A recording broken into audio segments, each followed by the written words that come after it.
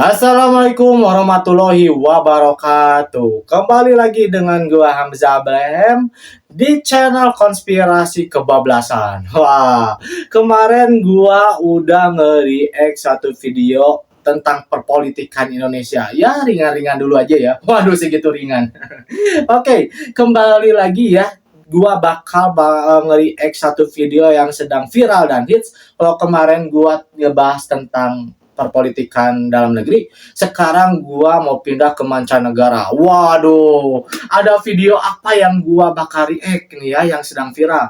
Ya, ada tentang kelompok bersenjata Houthi. Waduh, iya ini lagi viral ya, udah lama banget, hampir sebulan ini tentang Houthi ini berlanjut ya.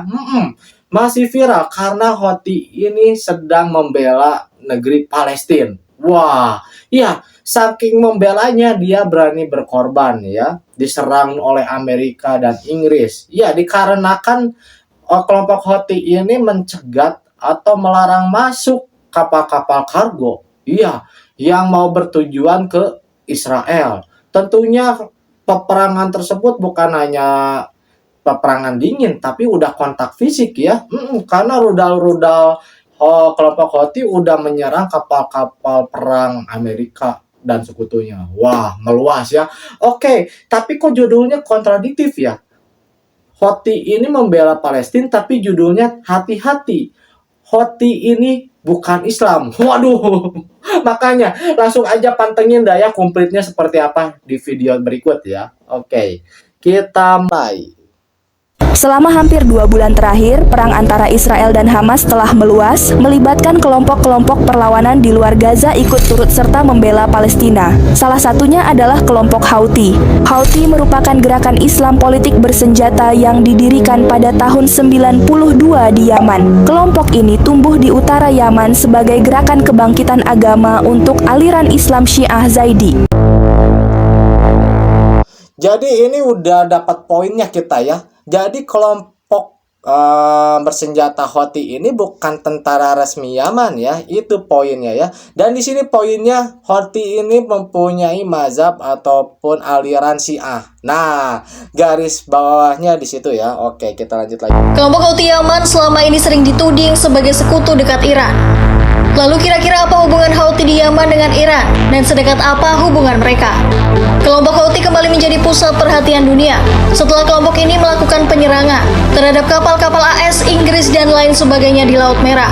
Serangan tersebut dilakukan sebagai bentuk dukungan terhadap Hamas dan Palestina yang berperang melawan Israel.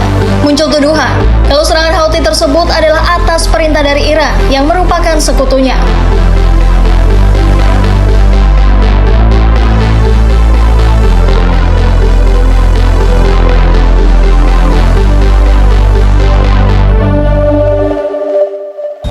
Hubungan Houthi dengan Iran seringkali dikaitkan dalam bingkai agama sebagai sesama penganut Syiah. Meskipun Houthi masuk dalam kelompok Islam Syiah, tapi mereka memiliki keyakinan yang berbeda dengan Syiah yang ada di Iran. Jadi sebenarnya ada banyak nuansa dan sejarah di balik hubungan Houthi dengan Iran, bukan hanya soal agama. Iran sebagai negara mayoritas Syiah telah lama menjadi pemain kunci di Timur Tengah.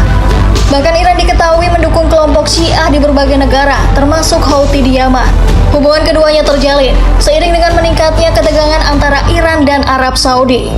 Iran seringkali dituding memberikan dukungan militer kepada Houthi, termasuk pelatihan, persenjataan, dan bantuan finansial. Beberapa laporan juga menunjukkan kalau Iran mengirimkan rudal dan teknologi drone ke Houthi yang digunakan dalam serangan terhadap Arab Saudi dan juga target lain. Di sini kita ambil poinnya ya.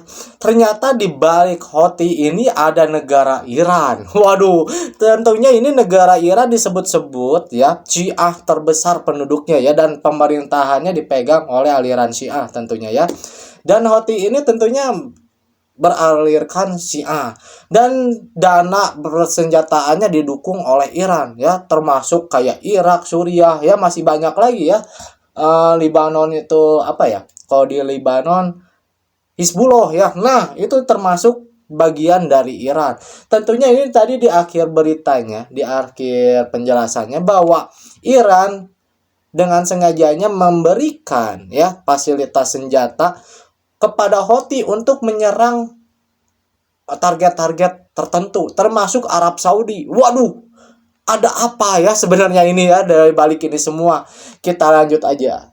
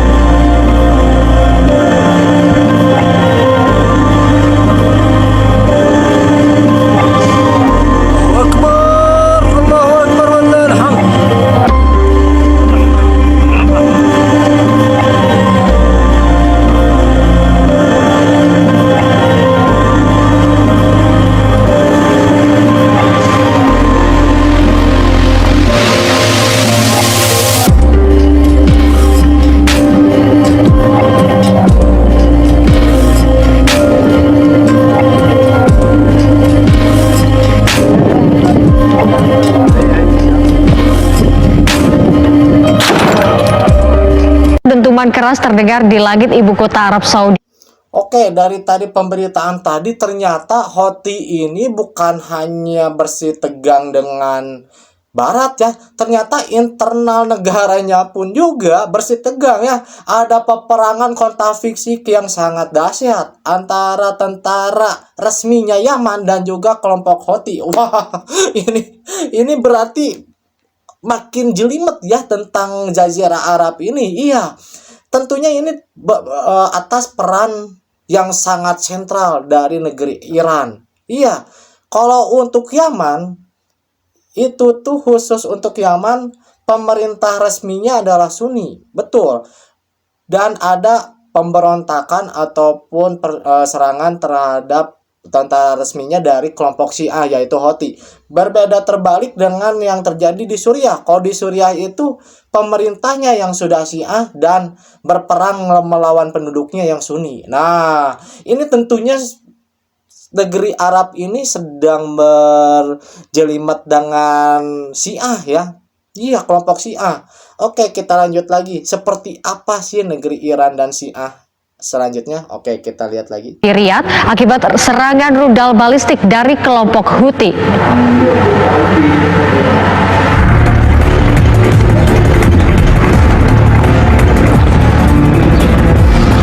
Dentuman keras terdengar di langit ibu kota Arab Saudi, Riyadh, akibat serangan rudal balistik dari kelompok Houthi. Juru bicara kelompok Houthi, Yahya Saria, mengklaim serangan rudal balistik dan drone itu berhasil menghantam Kementerian Pertahanan, pangkalan militer King Salman, serta beberapa fasilitas militer di Najran dan Jizan. Namun, militer Arab Saudi menegaskan 3 rudal balistik yang diluncurkan kelompok Houthi berhasil ditembak jatuh sebelum mencapai sasaran, sehingga menciptakan suara dentuman keras dan kepulan asap putih di langit Riyadh. Militer Arab Saudi juga melaporkan menembak jatuh 8 drone berisi peledak. Konflik koalisi militer pimpinan Arab Saudi dan Houthi kembali memanas usai berakhirnya gencatan senjata selama 6 pekan.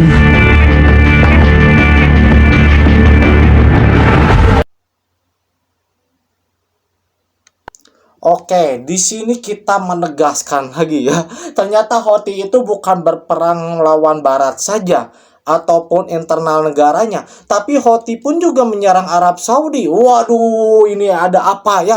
Arab Saudi yang dikenal dengan tanah suci, tanah yang harus dilindungi karena di situ ada jamaah umroh, haji dan lain sebagainya yang sedang berziarah ya. Ini diserang oleh kelompok Houthi. Lagi-lagi ini tentang Syiah dan Sunni. Ini Syiah dan Sunni itu bagaikan air dan api yang sulit, air dan minyak yang maksudnya yang sulit disatukan. Betul. Kamuflase ya, dua-duanya Islam tapi berbeda akidah. Iya, karena ini tujuannya Iran itu tuh tentunya menaklukkan Arab Saudi ya, Jazirah Arab Saudi untuk mengikuti anutannya ya, ajarannya itu Syiah. Tentunya ini sangat meluas ya untuk konflik Timur Tengah ini, sangat jelimet sih. Oke, intinya ini Arab saja diserang oleh Houthi, dan gua pernah mendengar berita 3 tahun yang lalu kalau nggak salah itu tentang rudal Houthi menargetkan Mekah. Waduh, bahaya banget nih. Ya, dilihat aja beritanya ya. Cuman gua tadi cari-cari belum nemu.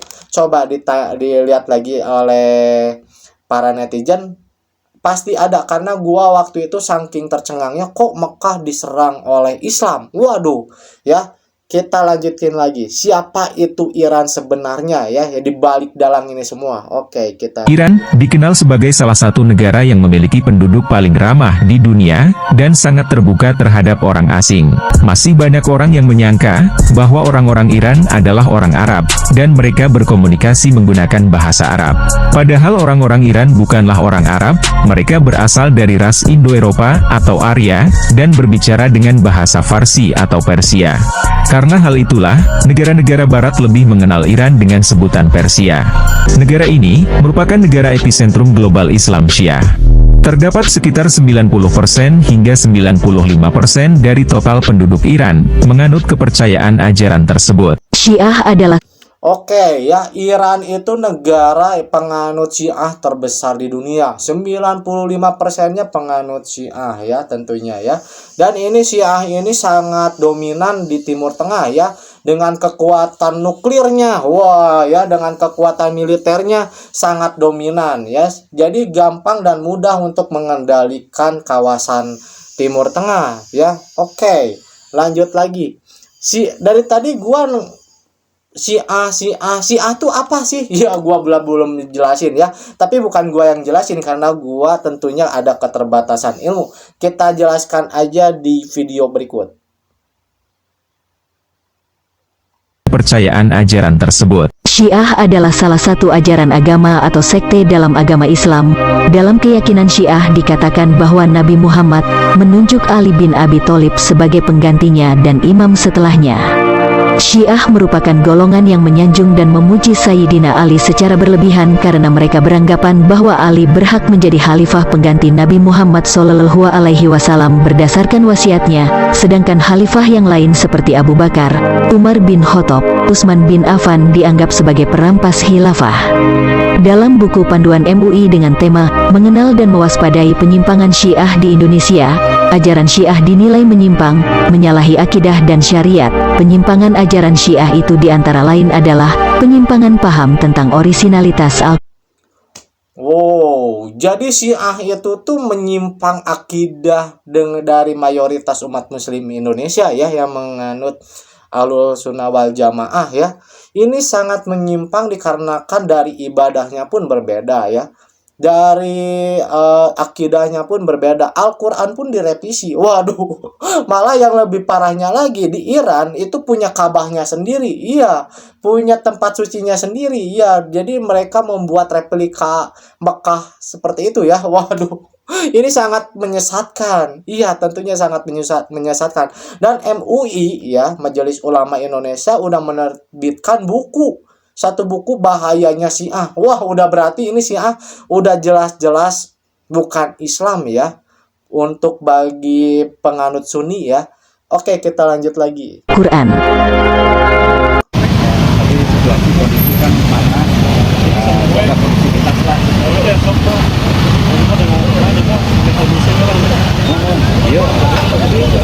Bahaya penting bisa ya kayak gitu kan.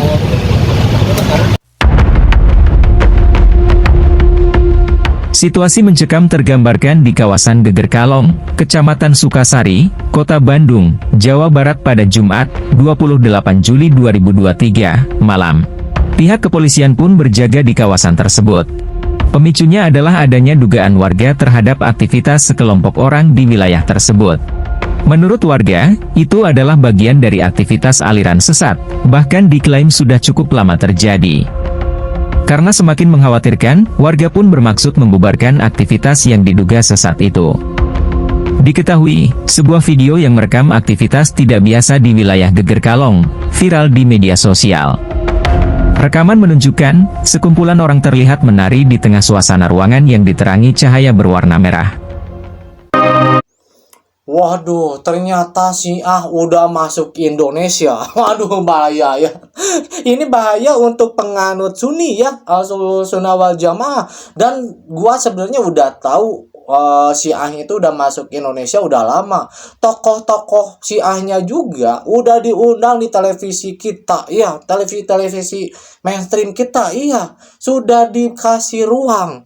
Di DPR pun sudah dikasih ruang. Waduh, bahaya banget ya. Seperti apa ya Syiah itu tuh? Ternyata Syiah tuh punya ajaran yaitu tentang takyah. Takyah ini tuh ajaran tentang kamuflase. Jadi Syiah itu tuh dibolehkan dan diwajibkan kalau mereka menjadi minoritas di satu tempat, mereka bakal menjadi baik.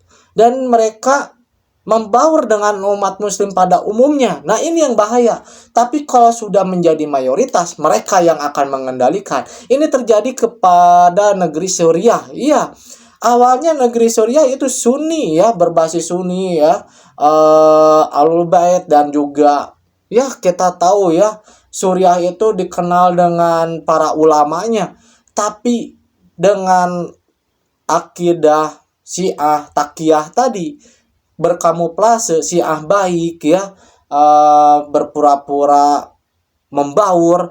Tapi kalau sudah menjadi mayoritas, apalagi mempunyai kekuatan sampai ke pemerintahan, yang terjadi sekarang Suriah benar-benar hancur ya, malah penduduknya pada dibantai. Dan ini banyak banget faktanya di berita dimanapun, entah itu di YouTube ya, di televisi, dimanapun ya. Ternyata penduduk Suriah itu tuh korbannya lebih banyak daripada yang terjadi sekarang di Gaza. Waduh, sangat ngeri ya.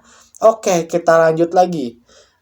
Nah, sekarang gua ada pertanyaan.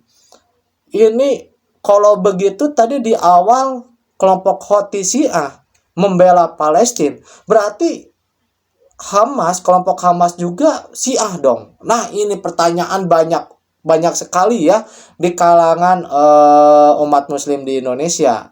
Tentunya ini gua bakal garis bawahi bahwa Houthi itu sudah jelas Syiah. Gua banyak sekali pemberitaan di YouTube, di Instagram tentang Houthi. Banyak sekali warga Indonesia yang sangat mendukung Houthi Yaman ini ya. Waduh, apakah mereka nggak tahu bahwa Houthi ini siapa ataupun bagaimana ya? Oke, kenapa pertanyaannya sekarang kenapa Hamas sangat dekat dengan kelompok-kelompok Syiah? Oke, kita lanjut. Mengapa Hamas berkolaborasi dengan Iran, Hizbullah dari Lebanon, dan juga Houthi Yaman, padahal kelompok tersebut diketahui menganut Syiah? Bahkan karena kedekatan ini banyak tuduhan yang mengatakan Hamas penganut Syiah. Padahal Hamas adalah Ahlus Sunnah wal Jamaah sebagaimana mayoritas masyarakat Indonesia. Syiah sering menghadapi permusuhan dan dianggap bukan bagian dari Islam, terutama karena perbedaan doktrinal dan sejarah yang mendalam dengan kelompok Sunni. Perbedaan ini mencakup pemahaman tentang kepemimpinan dalam Islam pasca wafatnya Nabi Muhammad SAW, di mana Sunni menerima Abu Bakar sebagai penerus, sedangkan Syiah percaya bahwa Ali adalah penerus yang ditunjuk secara ilahi. Selain itu, Syiah dan Sunni memiliki perbedaan dalam praktek keagamaan, sumber hukum, serta konsep imamah dalam Syiah yang unik. Konflik sejarah dan persaingan politik antara Sunni dan Syiah juga memperdalam perpecahan ini. Sejak awal perang Saudara Islam, telah terjadi serangkaian konflik yang meningkatkan ketegangan antar kedua kelompok. Faktor politik di Timur Tengah, di mana pemerintah negara-negara mayoritas Sunni dan Syiah sering menggunakan perbedaan ini untuk tujuan politik, juga berkontribusi pada sikap permusuhan. Kurangnya dialog dan pemahaman antar sekte Islam ini memperkuat stereotip dan intoleransi, mengakibatkan pandangan yang seringkali negatif terhadap Syiah. Lalu mengapa Hamas tidak meminta dukungan dari negara-negara Arab Sunni? Berikut adalah sebuah ilustrasi yang kami harapkan dapat mudah dipahami. Bayangkan, seseorang yang rumahnya direbut oleh seorang penjahat dan orang tersebut hanya diizinkan menggunakan satu ruangan kecil di sudut rumahnya untuk tinggal bersama keluarganya. Sementara itu, penjahat tersebut menguasai sisa bagian rumah yang luas. Pertanyaannya, apa yang paling dibutuhkan oleh orang yang rumahnya dirampas tersebut? Yang dibutuhkan oleh orang tersebut adalah kekuatan untuk merebut kembali rumahnya. Ia kemudian mendatangi tetangga-tetangganya yang memiliki keyakinan yang sama, yang mungkin sering bersama-sama melaksanakan sholat di masjid. Saat ia mengetuk pintu tetangga pertama, ia berkata, "Saya memerlukan bantuan untuk mengusir penjahat dari rumah kami." Namun tetangga itu menjawab, "Oh, kami tidak bisa membantu mengusirnya. Sebagai gantinya, saya akan memberikan makanan dan uang untuk Anda." Selanjutnya, ia mengetuk pintu tetangga keduanya, namun mendapatkan jawaban yang sama. Hal yang sama terjadi ketika ia mendatangi tetangga ketiganya.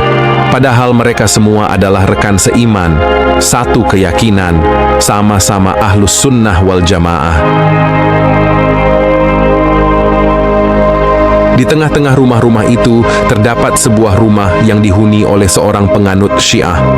Secara kebetulan, seorang penganut Syiah menawarkan bantuan kepada seseorang yang telah putus asa mencari pertolongan di berbagai tempat untuk mengusir seseorang yang telah merampas rumahnya.